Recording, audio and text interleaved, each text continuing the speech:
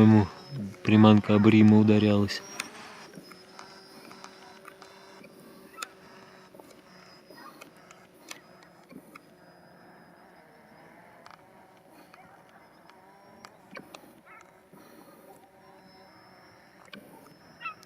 Вот это прям синхронный такой финиш в борьбе.